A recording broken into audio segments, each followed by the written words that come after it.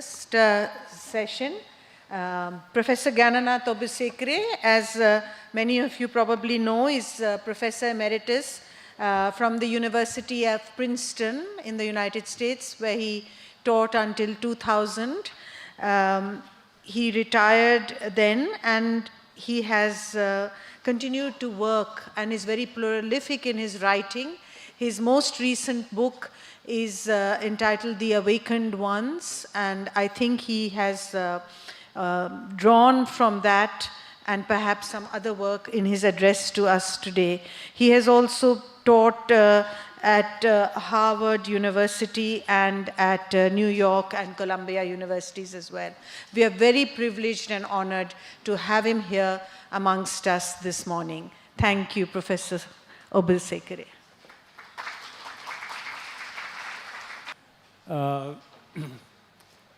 Dear friends, it's a pleasure and an honor to be here on this occasion and to have the Dalai Lama, the 14th Dalai Lama here,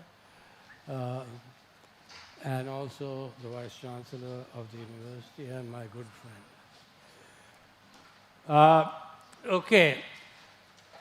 I'm a congenital academic, and generally I have to have a paper with me and be able to read it, you see. But I have been warned not to do it, so I am going to talk off the cuff and informally. They can hear me, can you? Oh, okay. Now, the way I want to start this is very simple. I was born and raised in the Theravada Buddhist tradition. Unfortunately, the Theravada Buddhist tradition has been recently somewhat hostile, not immediately, to Mahayana and Vajrayana, which is a pity because I think these three traditions are not all that disparate. Indeed, they are all united in the word of the Buddha. The problem that I am going to raise is simply this.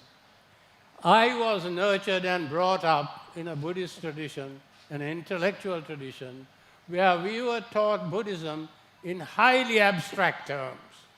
Conditioned genesis, of which His Holiness has written, the no-self, the aggregates, all were presented to us in highly abstract form. And there's nothing wrong with that, because I am also given to abstraction. Too many abstractions, as a matter of fact. So the question is, however, this. The teachings of the Buddha was not presented entirely in this abstract form, but was presented in the form of dialogues. These dialogues were enshrined in arguments, in storytelling, and a lot of debates and so forth were enshrined in the Buddhist dialogues. So something I'm trying to suggest that we have missed something if we look at the text in abstract form and neglect the dialogical storytelling elements in the Buddhist tradition. So one of the things that struck me was that this is not only true of Buddhism, but it is also true of, let us say, Plato. Plato has been presented sort of as a kind of abstract thinker when we read Platonic dialogues, that they are presented in the same way, in a similar way as the Buddhist dialogues. They are full of stories, they are full of discussions. So I am suggesting that we must be able to restore the storytelling dimension of the Buddhist tradition. And I know that in these storytelling traditions, the Buddha himself had a good sense of humor. So did our friend here, you see. He has a wonderful sense of humor. And so there are a lot of things in the Buddhist tradition that we must resurrect, so to speak. Now, when I was a young man, I used to go in my, wandering around doing anthropology. And one of the things that struck me as a youth when I was in the late 20s and early 30s, we could still go to pilgrimage centers, you see. And in these pilgrimage centers, the people gathered together, and what did they tell? What did they do? They tell stories, you see. And the stories come from a long tradition of Buddhist vernacular texts, not so much Pali texts, but vernacular texts with ordinary people that are quite fully aware of. So storytelling, as well as what I call the obligatory pilgrimage, an institution that has lasted a long time, from the Buddha's own time, and formalized in the reign of Asoka, you see, was intrinsic to this tradition. So, given the fact of storytelling, I will start with a story. If I can have some water. Yeah. The story that I am going to tell you is from a 13th century Sinhalese Buddhist text called Saddharma Ratnavaliya, which could be translated as ornaments of the pure doctrine. It is a series of stories, and the story that I'm going to tell you is this. That is a village story about village people in the 13th century, but it is also relevant to us. It starts with a statement from the Dhammapada, which says, "From not by hatred." This religious instruction was given by our teacher when he was in residence at Jetavana Rama with reference to a certain barren woman. What's this story? It is about two people. It is about a husband who had lost his father and had to do work himself, and the mother says, "You got to find another wife." So after some time, he agrees, and a wife was brought to him, and he married her, but unfortunately, she was barren. And then the mother said, "Look, this woman is barren, and if you want to produce children who will look after you, then you will have to have another wife." So they got another wife for this woman, and when she was getting pregnant, the other wife, the barren wife, inserted poisons into her, you see. This happens 3 times. In Buddhist texts, the number 3 is very important. Everything happens 3 times or 7 times. So she inserted poison into her, the first round and the second round, and in the third round, the child got lodged into her womb, and both the mother and the child died. And before the mother died, she had an act of vengeance. The act of vengeance said, "When at some future birth I will be born as a demoness, and I will eat your children in the same way that you ate mine." That's the first theme of vengeance. And of course, there's the theme of dissimulation, pretense, you see, because the barren wife pretended to love the woman when she did really hate her. So this went on in the next generation. In the next generation, wronged woman was born as a cat, and the other woman was born as a hen, and the same repetition, what Freud called repetition compulsion, occurred, you see, and you had the same routine reflected. In the third, then when the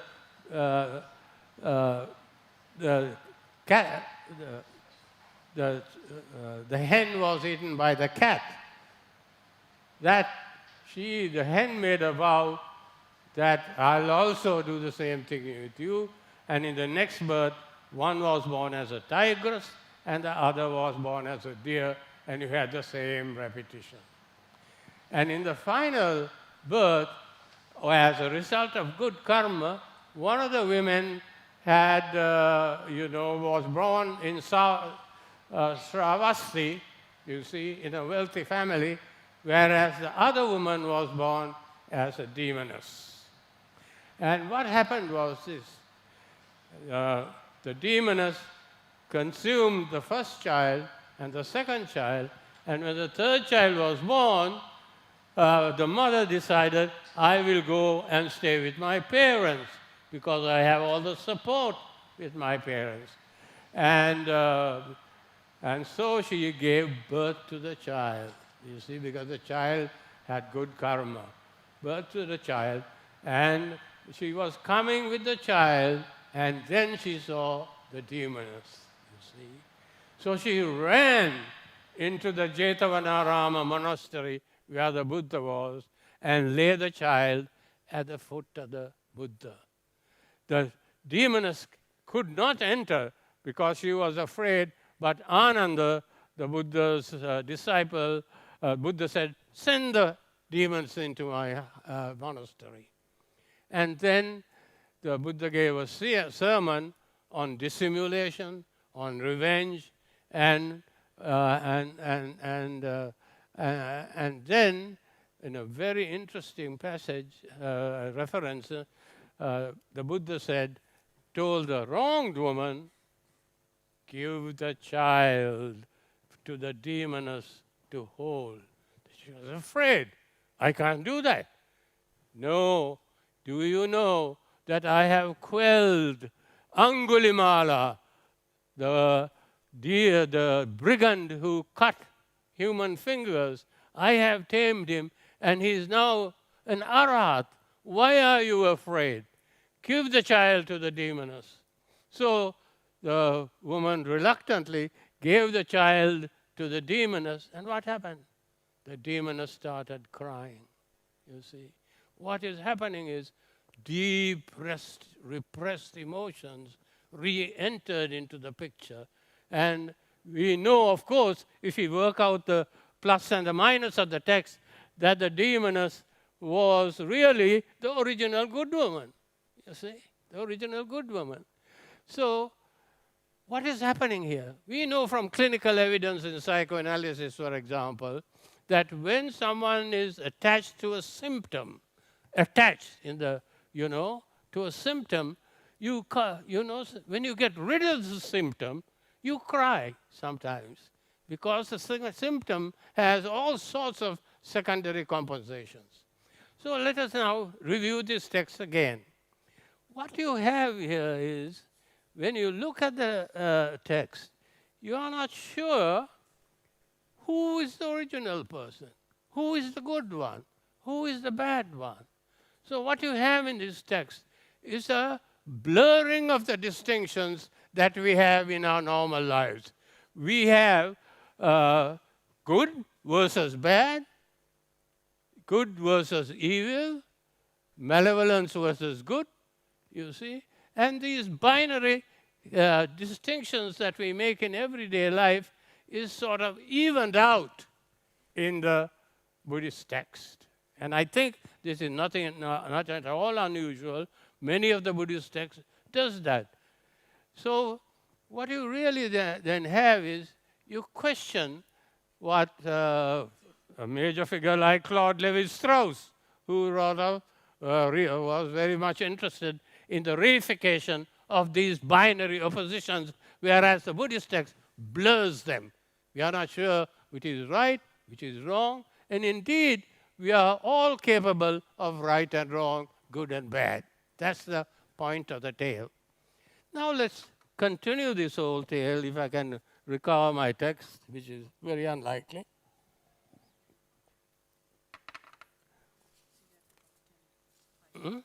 Yeah. Oh dear, she has given me 5 minutes. Doomed. Well,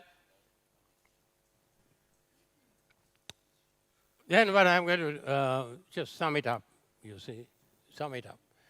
I'm going to briefly mention then two very, very crucial texts in Buddhism. One is the text of Angulimala, who had the brigand who had garlands of fingers, and what happened is that the Buddha was aware of this person, and the flow of his compassion, the flow of the Buddha's compassion was such that this brigand was tamed, and not only tamed, that the benedictory verses that are sung by pregnant women even today is about Angulimala, the person. And the point about the Angulimala text is that he's stricken with guilt. You see, he's stricken with guilt. He's stricken with remorse. So he punishes his body with what the Buddhists call dhutangas, extreme ascetic practices. Not sleeping, lying in the open, living in the cemetery. And I am saying that not sleeping is one of the features, because as a result of his guilt and his remorse, Angulimala, Shakespeare's Macbeth, has murdered sleep, you see. So it's the last person that I'm going to give me another 5 minutes. The last person that I'm going to talk is Ajatasattu, you see, who killed his father and also, you see, was stricken by guilt, remorse, and so forth. And he again goes to the Buddha because he wants to absolve himself from the crime of murder, of his parricide murder. And the Buddha's compassion flows into him, and this person who could not sleep, the person who had murdered sleep, now could sleep. But there's a catch. He cannot escape from the karmic consequences of having murdered his father. But what is interesting is, though this is an extreme instance of violence, what my friend Nietzsche calls resentment, extreme malevolence, like Richard III, you see, extreme malevolence, or Iago, you see. Even he, he has to pay off his karma through several hells, and ultimately, even he will be born as Bodhisattva called Vijitasena. Now, what the last point, if she will give me another few minutes, is this. Now, we are using words like remorse, guilt, conscience, that is the way our ethics are internalized in our minds, that is what I call conscience, redemption, and all that. That comes from the Western tradition. Now, I am suggesting that though those terms come from the Western tradition, if you look at the story of these demoness, if you look at the story of Ajatasattu, if you look at the story of Angulimala, they are dealing with guilt, remorse, redemption, you see, forgiveness, and so forth. So what I'm suggesting is the ideas from the Western tradition are not so alien to the Buddhist tradition the moment you look at storytelling, you see. The moment you look at storytelling, then the Buddhists and the Christians can be, in a sense, brothers and sisters to each other, you see. And to do this, I'm suggesting further that we need not look at identity in meaning. We should not be seduced by dictionaries, you see. We should be following one of my favorite thinkers, Wittgenstein. We should be thinking of family resemblances. There are family resemblances between the traditions of Buddhism and Christianity, so much so when I read Corinthians 13, though I speak with the tongues of men and of angels and have not love, and become a sounding brass or a tinkling cymbal. That is about karuna and maitreya. and so forth. And with that, I'm going to stop my discourse. Yeah.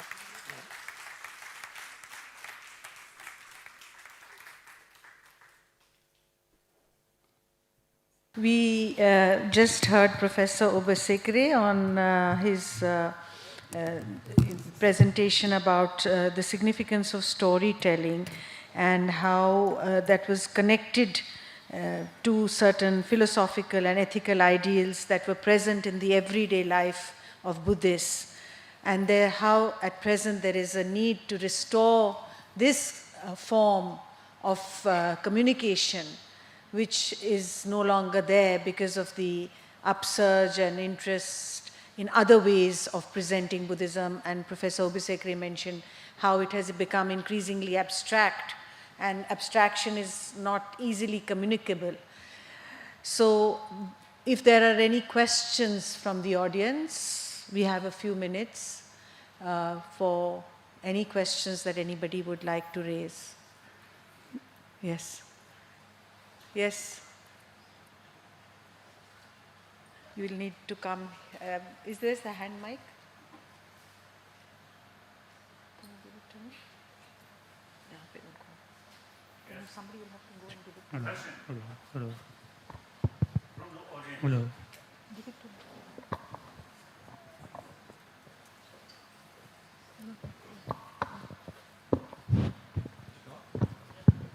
You can. Professor Gananath, I have 3 questions for you. The first, and I think indirectly, my third question is in a way addressed to, if I may, addressed to His Holiness also. And the first question is, do you really believe that instruction by storytelling will ever die? Or will it only take other forms?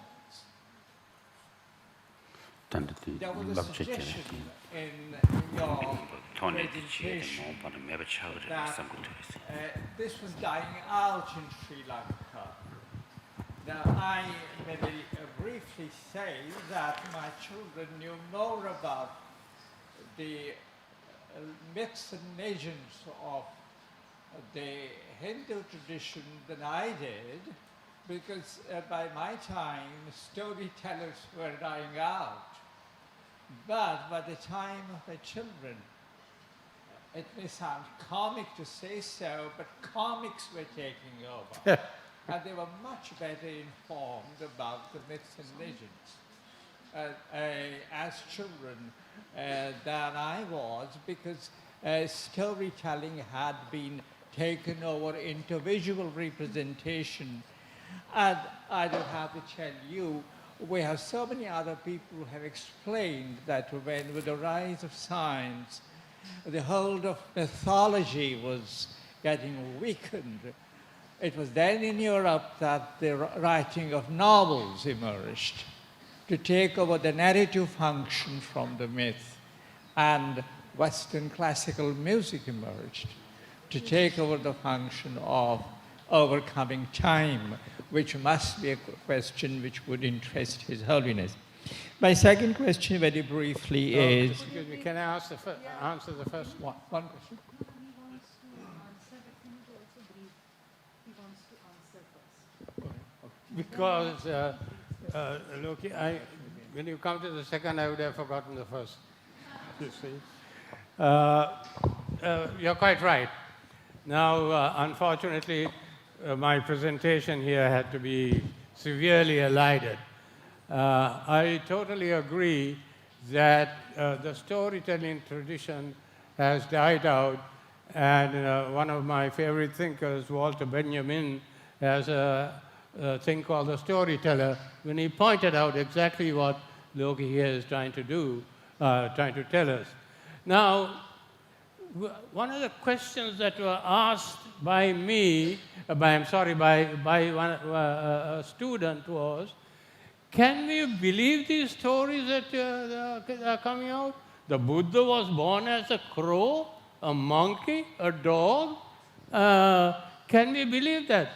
Then I pointed out there has to be a kind of willing suspension of disbelief, you see, for this thing to work. For example, what the Buddhist texts are trying to tell us is that all human beings, dogs, crows, and cows, and all of us, including so-called noble creatures like lions and elephants, belong to the same cosmic order. You see, that is a sense of the Buddhist text. When the Buddha is born as a crow or some animal like that, it is something that we should be proud about and not dismissive, because it is what I point out. Had Darwin been a Buddhist, he would have loved it, but unfortunately he wasn't a Buddhist, you see. So the second issue that I want to raise, I'm glad you raised it, is that I admit that the storytelling tradition has not entirely died out, you see. They don't have those nice stories that you are talking about, but unfortunately, much of these stories have gone into the official syllabus of the Department of Education in Colombo. Horror, you see.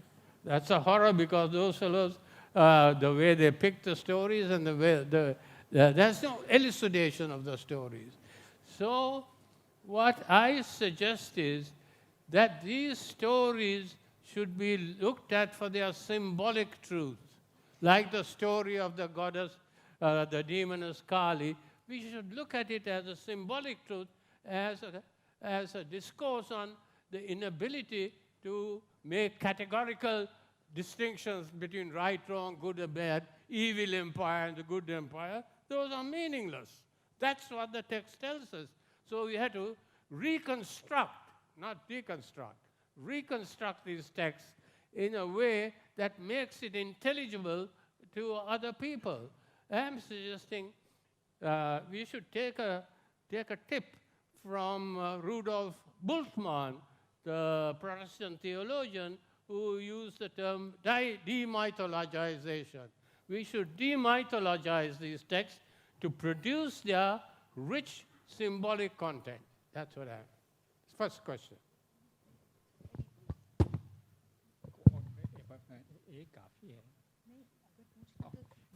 Very quickly, Professor Obeyesekere.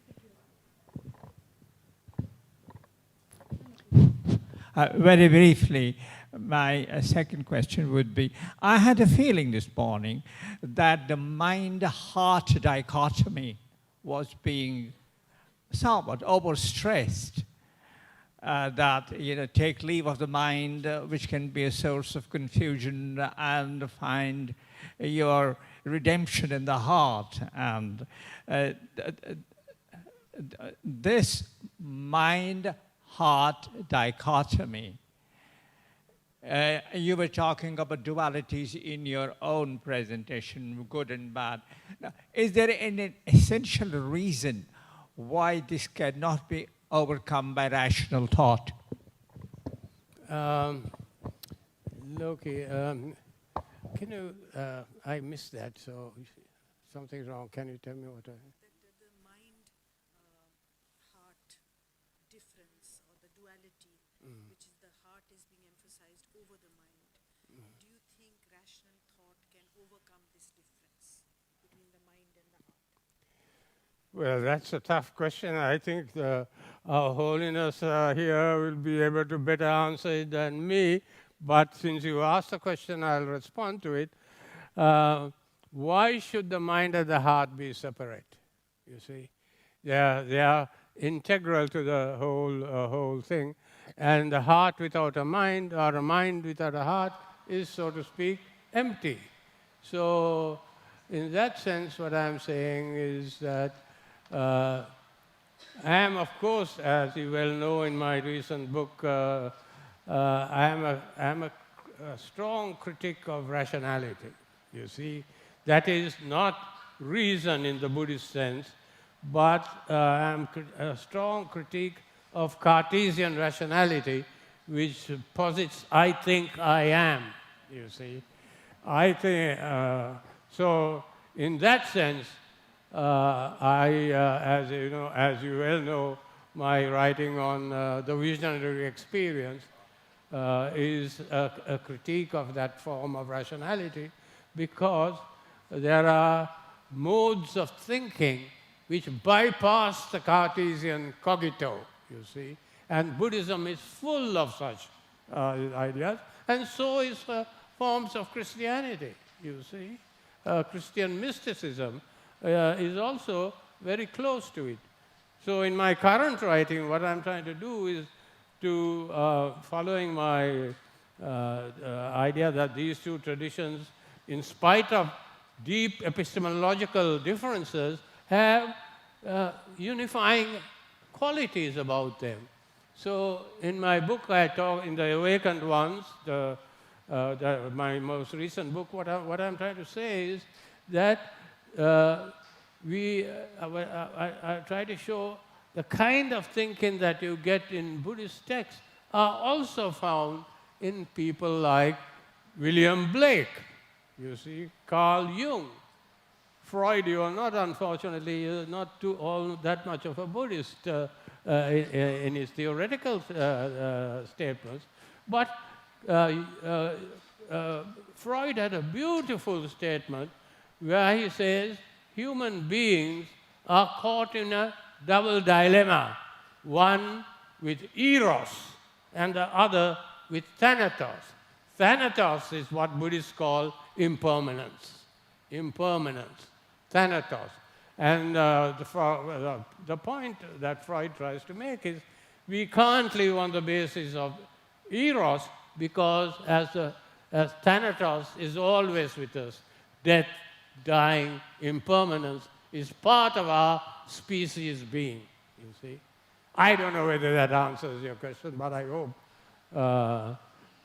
people will read my unreadable book.